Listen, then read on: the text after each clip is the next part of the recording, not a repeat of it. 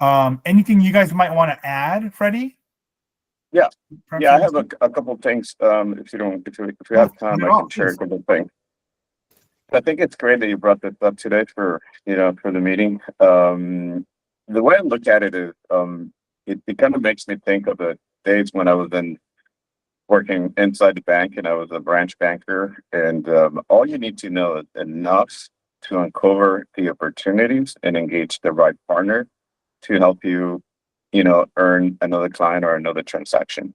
You don't need to be an expert in SBA. You don't need to know too many of the guidelines. You don't need to cooperate because the loan programs are different and every project is different.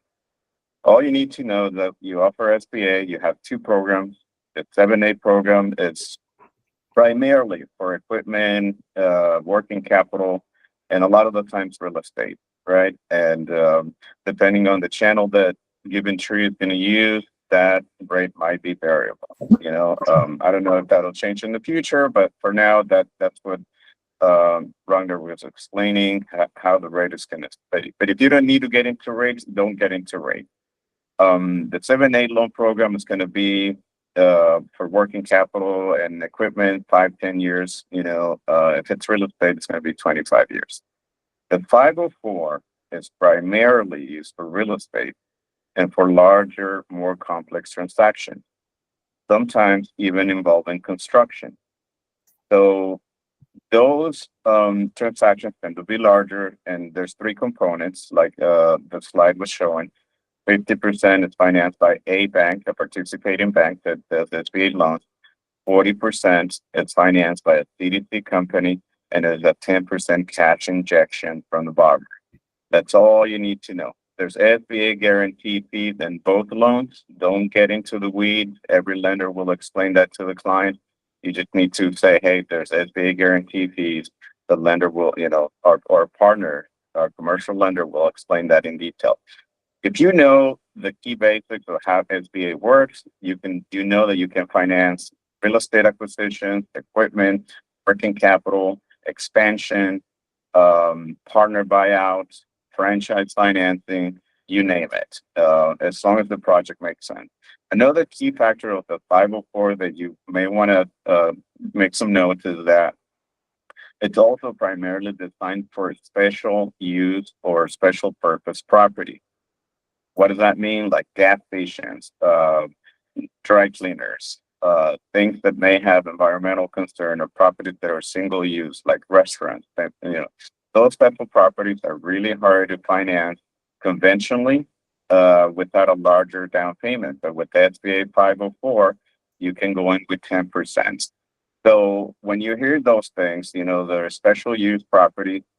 That's a call for SBA financing, because conventional, it's going to require a lot of down payments. And so that's why the government back finance option is attractive to business owners, because they can come in with a small down payment. Another thing too, SBA 504 rates, if and when we have those options available here besides 7A, they're fixed for 25 years and they're very, very competitive rate. So with the SBA Express, it's primarily done for smaller loans. It's a faster process, less documentation, but it's mainly done for working capital and small lines of credit for businesses. You're hardly ever going to use an SBA Express to finance real estate. Then you need, if there's real estate involved, you're going to go 7A or 504, depending on the complexity. Other than that, I think, unless you guys have any other questions, I just wanted to do a quick recap of how this works. And I'm sure, you can reach out to your team lead for any questions on any deal. Thank you. Thank you for that, Freddie. Excuse me. Any other questions, guys? Yeah, we're good. Thanks, Freddie. No problem.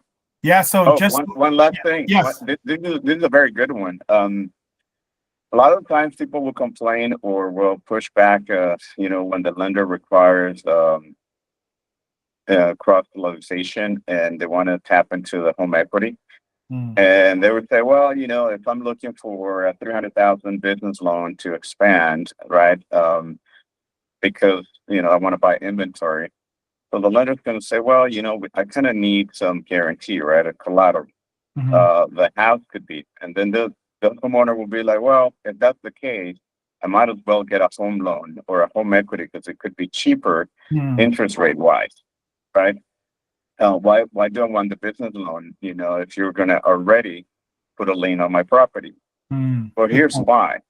One, they're gonna need at some point in this business need to build business credit. That business credit needs to show on their balance sheet. That also the business loan does not report to their personal credit. So it will never show up a liability on their personal credit. So they're trying to buy another house or another investor property. That the business loan will stay in the business books and the business credit, not on the personal. So if a month later they run their credit, that $300,000 or $500,000 loan, it's not going to show on their personal credit. Those are main reasons why people will have to keep business and personal credit separate, and that's why it's being done this way. Because if you use a personal, let's say a home equity loan to finance your business, it's the wrong use of credit, and you're affecting your personal credit. Good. That's really good to know. Really good to know. Is there audits of it after closing of any sort? Well, business financing is pretty black and white.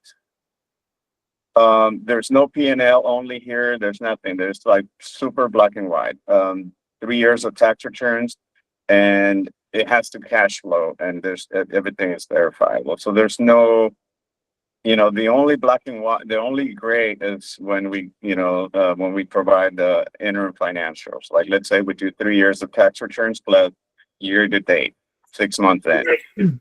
But other than that, it has to be on the returns. So if it doesn't cash flow, and we have let's say a good potential for growth, then some lenders, a lot of them, will use projection based, the cash flow, and that's based on an uptrend of the business. But if it's a declining revenue, a declining profit, increased expenses because of tariffs or whatever it may be, at the end of the day, it's pretty black and white. Okay. Good to know. Good to know. All right. We went a little bit over, but before we let you go, I want to just at least put it up, offer it. Does anyone have a deal right now they would like to discuss? Any issues with it? Kind of having trouble structuring it?